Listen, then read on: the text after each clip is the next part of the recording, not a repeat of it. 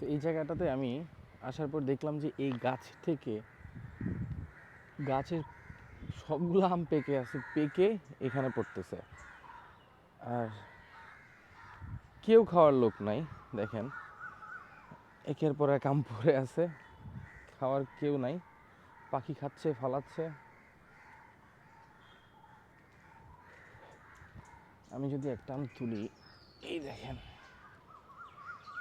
মানে খাওয়ার কোনো লোক নাই। এটা যদি বাংলাদেশ হইতো, কি পরিমাণ আম যে অ্যাটলিস্ট মানুষ খাইতে পারতো। দেখছেন কি পরিমাণ আম পড়ে আছে, খাওয়ার কেউ নাই। তো